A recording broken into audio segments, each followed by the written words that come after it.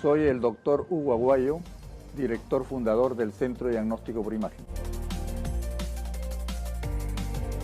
El Centro de Diagnóstico por Imágenes fue fundado hace 40 años. Nos dedicamos exclusivamente al diagnóstico de radiología maxilofacial y dental. Tenemos el personal altamente preparado y las máquinas de última generación. Contamos con 9 sedes, 7 en Lima y 2 en provincias. Lo esperamos en nuestras instalaciones.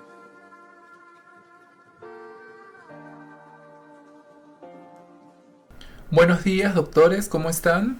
Les saluda el doctor Gerson Atoche del Centro de Diagnóstico por Imágenes. El día de hoy vamos a dar inicio a la conferencia de evaluación de lesiones quísticas frecuentes en tomografía con BIM. Vamos a presentarles una serie de casos y vamos a ir desarrollando las características de los principales quistes que ustedes van a poder observar en su consulta, ¿no? Que les van a llegar, ¿bien?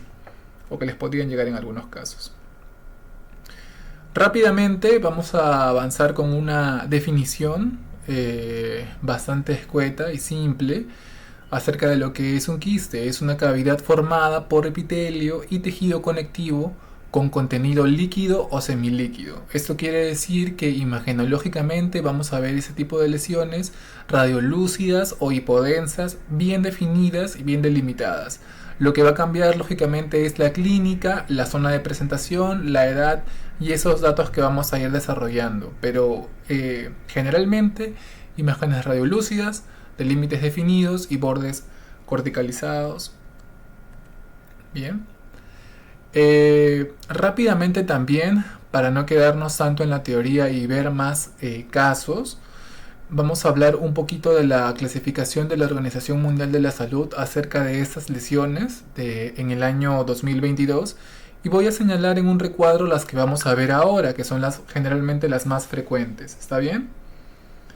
Bien. Por ejemplo, aquí vemos un quiste radicular y un quiste residual.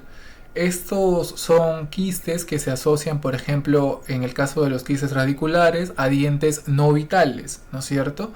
Pueden aparecer entre la cuarta y quinta década de vida, pero lo principal es tener en cuenta que se asocian a dientes no vitales. Parte de ahí el exudado inflamatorio, como consecuencia de un granuloma no tratado, evoluciona a una lesión quística.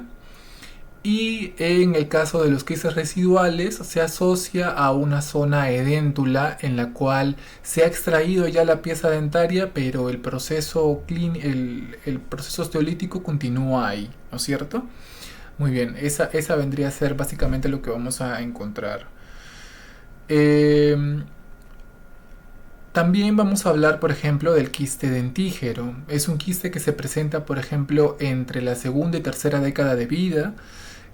Puede asociarse a terceras molares, pero lo importante es que se asocia a dientes que no han llegado a su plano de oclusión, ¿bien? Y lógicamente se ve como una imagen radiolúcida o hipodensa bien definida, pero siempre asociada a la corona de un diente que no ha llegado a erupcionar, ¿bien? Entonces básicamente esa es la definición o las características principales. Todo eso lo vamos a ir desarrollando conforme veamos los casos, ¿bien? En la siguiente parte de la clasificación podemos observar los queratoquistes odontogénicos. Es importante mencionar que esta clasificación las clasificaciones anteriores dejaron de mencionar al queratoquiste odontogénico por su comportamiento como una lesión quística y lo mencionaban más como una lesión tumoral, ¿bien? Pero actualmente en esta última clasificación forma parte de las lesiones quísticas. Su ubicación principal está generalmente en las mandíbulas, en la mandíbula, en la zona posterior en la mayoría de los casos, en la tercera o cuarta década de vida. Su característica principal para poder diferenciarlo de otras entidades, por ejemplo entidades tumorales, es que tiene un crecimiento medular, es decir, no genera mucha expansión de las tablas y los pacientes llegan a la consulta con estas lesiones. En algunos casos pueden ser hallazgos radiográficos debido a que no tienen una expansión. como por ejemplo podría ser en el caso de otro tumor conocido como ameloblastoma, ¿no? Entonces tienen un crecimiento medular, generalmente en la mandíbula a nivel posterior, ¿no? Bien, muy bien. Y también vamos a hablar del quiste nasopalatino. Este quiste se asocia más a pacientes mayores debido a que, por ejemplo, conforme pasa el tiempo, el canal nasopalatino tiende a dilatarse, ¿bien? Y en algunos casos se llegan a formar estas lesiones quísticas, ¿no es cierto? Si tiene un tamaño mayor, generalmente a los 6 milímetros, ¿bien? Entonces, esas son a grandes rasgos las características principales expuestas en esta clasificación, ¿no?, de la Organización Mundial de la Salud. Vamos pues ahora a pasar ya propiamente a los casos, ya habiendo hecho las definiciones y las características principales. Vamos a pasar ya ahora a los casos.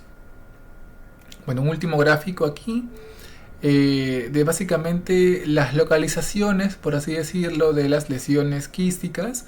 Vemos aquí, por ejemplo, una lesión quística folicular o quiste dentígero, ¿no?, asociado siempre a la corona de un diente, un quiste paradental asociado a la parte posterior de la corona del diente, el quiste radicular, este quiste formado por una cavidad con compromiso pulpar que genera que el exudado inflamatorio se vaya hacia la parte apical de la pieza. Bueno, generalmente primero se forma un ensanchamiento del espacio, luego un absceso, granuloma y finalmente, si esto no se corrige, llega a ser una lesión quística, ¿no es cierto? Aquí vemos un lecho alveolar con una imagen radiolúcida que vendría a ser, o la representación, mejor dicho, de un quiste residual, ¿no? Se extrajo la pieza, pero no se extrajo no se llegó a extraer el proceso inflamatorio, ¿no? Perdón, el proceso osteolítico. Bien. Y bueno, ¿qué otro tipo de lesiones? Como el quiste periodontal lateral, gingival o de erupción, que no son los que vamos a tocar el día de hoy. Bien, vamos a pasar entonces ya propiamente a los casos. Bien, aquí tenemos un paciente, en el primer caso, de un paciente de 56 años de sexo femenino. Bien, vemos en la radiografía panorámica un paciente que es edéntulo, ¿no?, que es edéntulo parcial, bimaxilar. Vemos que tiene una moderada reabsorción ósea, que tiene placa blanda mineralizada y que tiene algunos dientes no vitales con endodoncias y con espigos intrarradiculares y coronas. Bien, tiene ya dientes con restauración protésica. Bien, entonces si nos acercamos un poco más y vemos aquí, vemos claramente cómo se observa una lesión osteolítica, ¿no?, a nivel anterior, a nivel de piezas 1-2 y 1-1, ¿no?, que tiene unas características importantes, ¿no? Tiene límites definidos y tiene bordes corticalizados, ¿no es cierto? Bien, entonces hasta ahí, en esta simple vista, nosotros ya podríamos asegurar o podríamos intuir que es una lesión quística. Bien, entonces vamos a ver si tiene relación con estas piezas y vamos a complementar la información con la tomografía. Bien, entonces vamos a realizar primero unos cortes transaxiales, bien, a nivel de la pieza 22, en donde vemos aquí, por ejemplo, cómo esta vendría a ser la pieza 13, ¿no?, el corte más distal, y vemos cómo también ocasiona el borramiento de su lámina dura, ¿no? Y vemos a este nivel cómo se adelgaza la tabla ósea palatina. Entre las porciones radiculares de las piezas 13 y 12, vemos también cómo se adelgaza la tabla ósea palatina y la tabla ósea vestibular. Aquí vemos cómo se ha perdido totalmente la lámina dura a ese nivel y ya forma parte de la lesión quística. Vemos cómo hay aquí no se observa mucho la cortical, pero sí está aquí, cómo ha causado la expansión y la erosión parcial de ambas tablas, tanto la vestibular como la palatina. y aquí vemos más hacia la zona media, ¿no? Más hacia la zona de la pieza vendría a ser la 1,1. Bien, entonces estas características son importantes de mencionar. Vemos aquí lo que les he mencionado, ¿no? El corte está hecho para las piezas 13 y 12. Y aquí vemos claramente, por ejemplo, en la vista axial, cómo se va formando o cómo se delimita la cortical de esta lesión quística, ¿no? De origen periapical.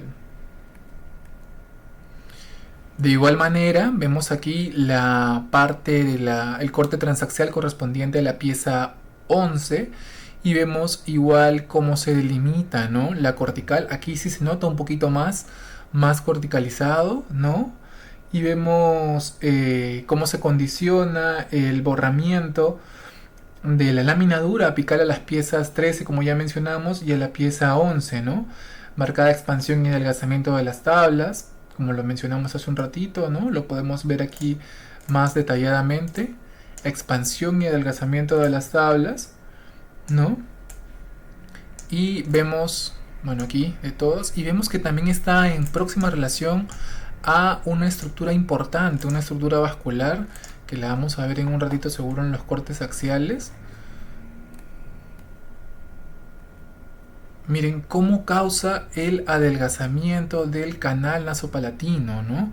Vemos que aquí la cortical está bien delimitada, bien gruesa, pero aquí se empieza a adelgazar, ¿no? Es probable que si esta lesión no se diagnosticaba o no se trataba en esta oportunidad, iba a causar un mayor daño a este canal nasopalatino, ¿no?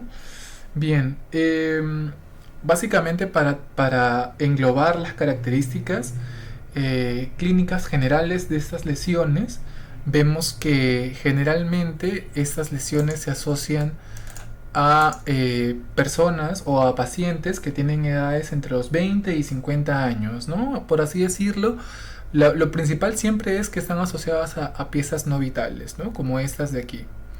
Pero generalmente aparece entre los 20 y 50 años, ¿no? Es el más frecuente de todos los quistes, alrededor del 70%, ¿no? De las lesiones quísticas. Y lógicamente la localización se relaciona con el ápice del diente no vital, ¿no es cierto? Generalmente, como en este caso, asociado a los incisivos laterales, ¿ok?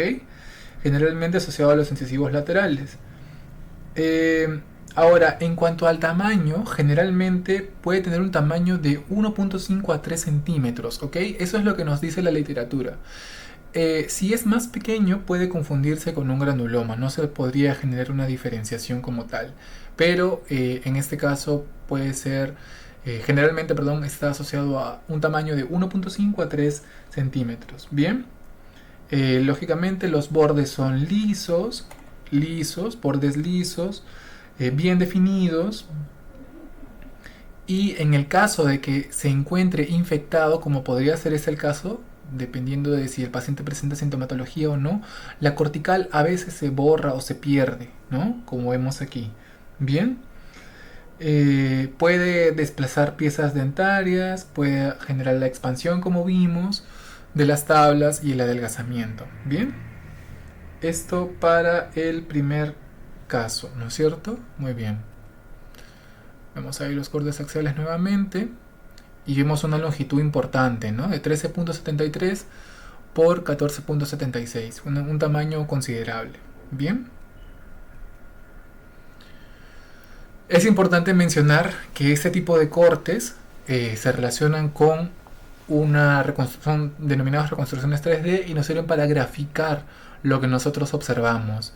Bien, lo que nosotros hemos diagnosticado. Los diagnósticos siempre se realizan en los cortes multiplanares. Y en algunos casos, en estos casos se puede graficar mediante las reconstrucciones 3D, estas de aquí. Bien. Siguiente caso, otro tipo de lesión quística.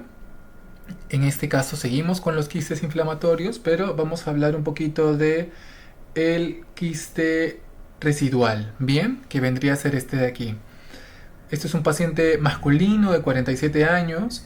Y lo que vemos vemos dos imágenes radiolúcidas de límites definidos, bordes corticalizados, forma irregular, ligeramente redondeada, proyectados en el maxilar inferior izquierdo, ¿no? Y en el maxilar, en la zona simficiaria y parasimficiaria, ¿bien? Entonces, ambos vemos que se relacionan con estas piezas, pero aquí vemos, por ejemplo, una solución de continuidad con la cima del reborde óseo alveolar. Bien, por ejemplo, esta de aquí, la que se relaciona con las piezas 3.3 y 3.5, vemos que se tiene una extensión desde, bueno, distal de la pieza 3.5 hasta mesial de la pieza 3.3, ¿no? Y desde la cima del reborde óseo alveolar hacia la parte próxima al conducto dentario inferior, ¿no? Esto es importante mencionar, siempre observar los reparos anatómicos con los que está próximo, ¿bien? Y bueno, en el caso de esta, lo mismo, ¿no? Tiene una apariencia bastante similar y se relaciona con la pieza 44 en este caso, ¿no? Desde la cima del reborde hacia la proximidad del reborde basal mandibular, un poquito más extenso, ¿no? Bien, mediante los cortes axiales nosotros observamos que tiene una expansión de la tabla ósea vestibular, ambos, incluso tiene un compromiso ya aquí en el de este nivel, expansión, adelgazamiento y erosión parcial, ¿no? Expansión de las tablas, ambas tablas, esto siempre lo vemos en los cortes axiales, esa es la finalidad de los cortes axiales, poder ver cómo se relaciona la lesión con las tablas. Vemos importante lesión osteolítica, ¿no? Que causa esa situación. Y vemos cómo en este caso se relaciona con la cima del reborde óseo alveolar, es decir, se extrajo la pieza dentaria, pero aquí no hubo una exéresis o una solución para este proceso osteolítico, ¿no? Este persistió y lo vemos aquí como ocasiona la pérdida de la lámina dura. Lo mismo en el otro lado, en la otra lesión, también causa la reabsorción radicular externa y la lesión osteolítica, ¿no? Compromiso de la tabla ósea vestibular también. Esta lesión generalmente se da en adultos mayores, ¿no? Mayores de 20 años generalmente, pero en personas que han perdido piezas dentarias, ¿no? Se da, por ejemplo, generalmente la localización puede ser presente en piezas dentarias variadas, puede tener un tamaño o un diámetro de 2 a 3 centímetros y tiene una forma redondeada, ¿no? Redondeada, bordes lisos, bien delimitados y bueno, causa lo que hemos observado aquí, ¿no? Expansión de tablas, desplazamiento de dientes, reabsorción radiculares es poco frecuente, pero aquí sí lo vemos mencionado. Bien, aquí por ejemplo vemos claramente cómo hay una solución de continuidad con la cima del reborde óseo alveolar, ¿no? Pérdida de la lámina dura y reabsorción radicular externa de las zonas mencionadas, ¿no? Aquí vemos también cómo se relaciona con el conducto dentario inferior. Pero estas son las características principales, ¿ok? Por ejemplo, si se ubicara en el maxilar superior, también podría generar el desplazamiento del seno maxilar o de las estructuras circundantes, ¿bien? Vamos a ver, aquí vemos claramente representaciones tridimensionales de los mismos, ¿no? Cómo ha ocasionado el proceso osteolítico la erosión, ¿no? Y de las tablas óseas y diversas estructuras. Bien, esto para terminar con el caso de los quistes residuales. Bien, vamos ahora a hablar de otro tipo de lesión. Estos son quistes ya de desarrollo, no son tanto inflamatorios. En este caso vemos la edad de un paciente femenino de 11 años de edad que presenta no solamente lo que vamos a observar, sino también otro hallazgo. Bien, vemos aquí que se observan unas discretas imágenes hiperdensas, ¿no? Alrededor de la pieza 23 en este caso, que se encuentra retenida, mesiangulada y con su corona en relación al tercio apical de la pieza 22. Bien, y su ápice se encuentra en contacto con el piso del seno maxilar, ¿no es cierto? Pero esta pieza presenta una imagen radiolúcida circundante a la corona de la del diente, ¿no? De límites definidos y bordes bien corticalizados. Eso podemos observar en la proyección bidimensional. Bien, vamos a ver ahora en la vista sagital y en la vista coronal. Vemos aquí cómo ocasiona el borramiento de la lámina dura de la pieza con la que se relaciona. Vemos aquí que parte exactamente del límite melocementario y vemos claramente cómo está bien definida, bien delimitada y de bordes corticalizados. Bien. Además de eso, en la vista sagital nosotros observamos esta presencia de imágenes hiperdensas, de límites definidos y bordes corticalizados, lo que simularía simplemente un odontoma compuesto, otro tipo de lesión, ¿no? Bien, pero aquí vemos lo principal, que es esto, que vendría a ser el quiste dentígero, ¿no? Folicular.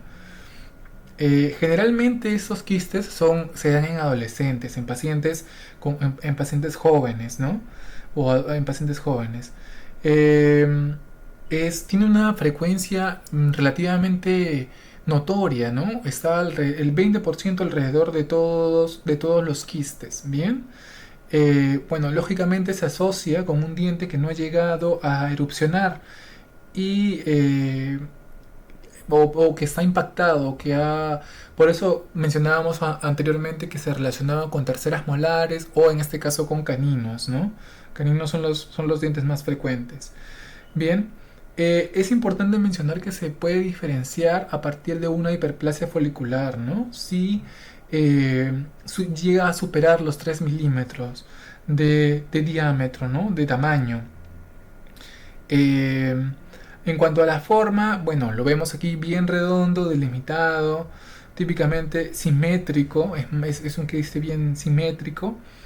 Y bueno, en cuanto a los tipos, este quiste tiene 3 tipos: unilocular, central, lateral y circunferencial. Bien, en cuanto a los tipos, no vamos a hablar hoy día mucho, no vamos a ahondar mucho de esto, pero depende de cómo se comporta la imagen hipodensa pericoronaria, ¿no? Si engloba toda la pieza dentaria, si se mantiene aquí solamente en relación a la corona o si se desplaza hacia un lado. Bien, en cuanto a los efectos que puede tener, generalmente desplaza las piezas contiguas, puede reabsorber, esto sí, puede reabsorber en el 50% de los casos, llega a reabsorber las estructuras adyacentes, ¿no es cierto?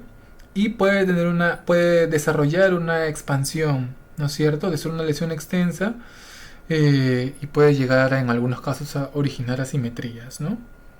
En algunos casos. Bien, por ejemplo, aquí vemos como hay una ligera expansión de la tabla ósea vestibular y vemos aquí, por ejemplo, en esta vista también el odontoma compuesto, ¿no?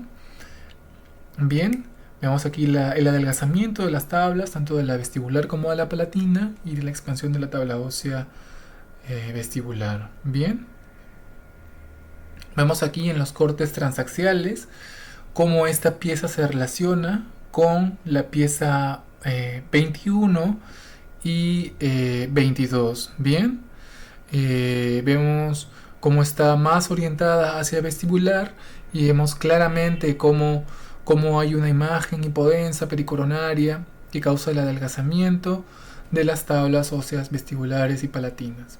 Bien, finalmente una reconstrucción 3D, ¿no? Que nos muestra aquí cómo la pieza se va relacionando con las estructuras, y en esta última cómo vemos la imagen, ¿no? Hipodensa pericoronaria que causa el adelgazamiento de la tabla ósea vestibular. Bien, esto para concluir con el caso número 3. Vamos a presentarles ahora el caso número 4. Esto vendría a ser ya un casito un poquito más complicado. Nos referimos, claro, para el paciente, debido a que es algo bastante más agresivo. Es un paciente del sexo femenino de 18 años de edad, en donde vemos claramente aquí una imagen, ¿no? Una imagen radiolúcida, de límites definidos, de bordes corticalizados, eh, más o menos corticalizados, que se extiende, ¿no? Desde la zona de la pieza 37, como vemos aquí, hacia el tercio superior de la rama mandibular izquierda, ¿no? Vemos aquí claramente. Tiene una longitud, un tamaño importante, y vemos que aquí también presenta a una pieza sumergida, desplazada en sentido caudal y lateral, ¿no? Nos referimos a la pieza 338 en el interior de la lesión, ¿no? Es importante aquí, lógicamente, sacar una radiografía, pero vemos aquí cómo ha desplazado además el conducto dentario inferior, pero vemos algo importante, un dato radiográfico importante. El reborde basal mandibular está relativamente conservado, ¿no? No se ha erosionado, y el reborde mandibular anterior también está ligeramente conservado, ¿no? Esta lesión ha tenido tiempo para desarrollarse porque casi ya ubica toda la rama y la parte posterior de la mandíbula, ¿no? Pero vamos a tener que complementarlo lógicamente con la tomografía con BIM, ¿no? Y aquí hemos desarrollado bastantes cortes axiales para poder verlo desde la parte más basal. Vemos aquí como hay sí un compromiso de la tabla ósea mandibular, ¿no? Hay una discreta, muy discreta expansión de la tabla ósea vestibular, compromiso de la tabla ósea mandibular. Estamos yendo desde la parte más cefálica, ¿no? Aquí es importante mencionar, perdón, desde la parte más caudal, desde la parte más inferior, y vamos a ir subiendo, ¿no? Y aquí vemos ya a la pieza 38 que ha sido, está en una posición en la que no debería, ha sido desplazada, y vemos aquí cómo la lesión continúa, ¿no? En sentido ascendente ya hacia el inicio de la rama mandibular.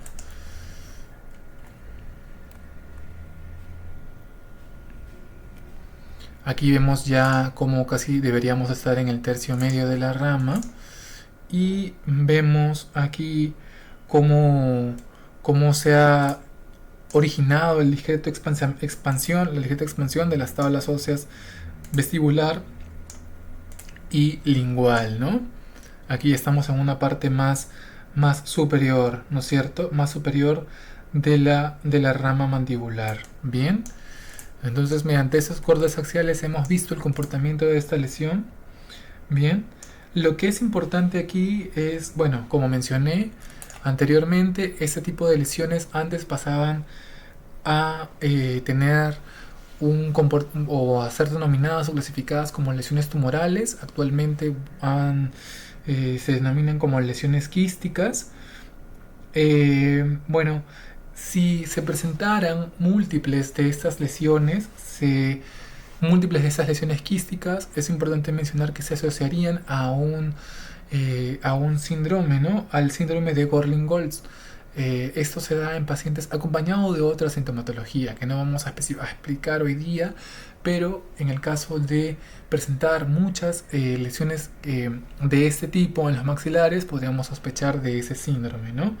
Ya propiamente hablando de las características de como vemos en este caso, se relaciona mucho a la zona posterior del cuerpo ángulo de la rama mandibular, ¿no? Tiene un tamaño variable, pero puede ser bastante grande, sobre todo porque ha tenido tiempo para desarrollarse, debido a que generalmente no genera una sintomatología importante, salvo que tenga una infección agregada. No genera una sintomatología, y como tiene crecimiento medular, generalmente las tablas no tienden a expandirse mucho, ¿bien? Tiene una forma ovalada, se extiende a lo largo del cuerpo de la mandíbula, como vimos ahorita. Puede ser pseudolocular o multilocular en algunos casos. Los bordes son lisos y festoneados, como en este caso, bien delimitados. lógicamente es de una radiolucidez, radiotransparencia uniforme, y puede desplazar los dientes, tiene una expansión controlada, ¿no? Y puede producir alguna perforación de algunas corticales, ¿bien? Eh, por ejemplo, aquí vimos que ha desplazado el canal dentario inferior, ¿no? En este caso. Y bueno, pero básicamente lo principal es el crecimiento medular. Generalmente puede ser un hallazgo, en algunos casos puede ser un hallazgo radiográfico, ¿no? Eso en cuanto al queratoquiste odontogénico, ¿no? Bien. Aquí vemos unas representaciones tridimensionales de lo mismo, cómo la pieza se ha expandido, ¿no? Se ha desplazado. En cuanto a la edad, por ejemplo, se da generalmente entre la segunda y tercera década de vida, ¿no? En algunos pacientes, ¿no? Bien, ya vamos ahora a uno de los casos finales. Vamos al quiste, en este caso al quiste, un quiste no ontogénico, al quiste nasopalatino. Vamos a ver aquí el caso de un paciente de 71 años de edad, de sexo femenino, ¿no? Vemos un paciente que tiene una imagen, si bien aquí vemos una proyección de la lengua, ¿no? Esto es, esta banda radiolúcida es una superposición de las estructuras. Lógicamente, por la condición del paciente, que se le dificultaba poner la lengua en la parte superior de su boca a la hora de la toma, pero vemos una imagen radiolúcida de límites definidos y bordes corticalizados, sugerente de una aparente lesión quística, ¿no? Vemos una ligera forma de corazón, ¿bien? Eso es un signo característico. En los cortes axiales vemos cómo esta lesión causa el adelgazamiento y la expansión, o mejor dicho, la erosión de la tabla ósea vestibular, ¿no? A dicho nivel. En ambos cortes axiales lo podemos observar claramente. Vemos aquí cortes sagitales y coronales que nos demuestran su relación con el canal dentario, perdón, con el canal nasopalatino. Disculpen. Es importante mencionar que estas lesiones tienen una edad variable, pero generalmente se dan en pacientes mayores. Es una frecuencia, afecta aproximadamente al 1% de la población, ¿no? Es el más frecuente de todos los quistes no odontogénicos. Bueno, la localización, lógicamente, vemos en la zona superior, anterior del maxilar superior. Y vemos que tiene unos bordes definidos, parcialmente lisos, ¿no? Bien. Y en algunos casos puede tener una apariencia, como vimos en la radiografía panorámica, de forma de corazón, ¿no? Puede causar un desplazamiento, rara vez genera reabsorción, y es necesario diferenciar estas lesiones quísticas de un agujero nasopalatino redondeado, ¿no? Generalmente, si esto tiene un tamaño mayor a los 6 milímetros, es probable que sea una lesión quística, ¿no? Bien, aquí vemos cortes transaxiales en donde claramente se evidencia su relación con el canal nasopalatino. Bien, mediante los cortes transaxiales. Y aquí vemos representaciones tridimensionales con un efecto más de tejido blando, con un filtro más de tejido blando, en donde se representa esta misma lesión observada. Bien, bien. Para concluir, vamos a repasar un poquito esta lesión, el quiste óseo simple, ¿no? Bien, vemos aquí en la radiografía panorámica cómo se observa una imagen radiolúcida de límites definidos, ¿no? Y bordes corticalizados, más o menos, ¿no? Y aquí vemos, por ejemplo, en los cortes axiales, cómo hay una imagen bien delimitada que causa la ligera expansión, ¿no?, de la tabla ósea vestibular y de la tabla ósea lingual, ¿no? Bueno, la lingual no tanto se conserva, pero vemos más cómo se observa la expansión de la tabla ósea vestibular. Esta información vendría a ser más que nada un pseudoquiste, ¿no? Esto no entra dentro de la clasificación de la OMS que les mencioné hace un momento. Se encuentra más asociada a otro tipo de lesiones, pero tiene una apariencia de lesión quística y ustedes también lo van a ver, ¿no? Generalmente, en cuanto a la edad, puede verse en niños o adultos jóvenes en la segunda década de vida, ¿no? Es una frecuencia relativamente rara. Generalmente está abocado en la mandíbula, ¿bien? Y aquí vemos cómo se observan los quistes, la lesión quística mediante cortes transaxiales, ocasionando la ligera expansión de la tabla ósea vestibular y de la tabla ósea lingual. No se asocia a las piezas dentarias propiamente, ¿verdad? Bien, y ahí vemos una reconstrucción tridimensional de lo mismo, bien, de lo que hemos expuesto hace un momento. Para ir terminando, en cuanto a las conclusiones, todos los quistes tienen un origen y un comportamiento clínico distinto. Su crecimiento es siempre lento y expansivo. Son generalmente asintomáticos, en la mayoría de los casos, descubiertos en exámenes radiográficos, ¿no? Puede su expansión provocar un desplazamiento y erosión parcial, y son recidivantes en algunos casos, como en el queratoquiste odontogénico. Bien, muchas gracias por su atención, espero les haya podido resultar útil.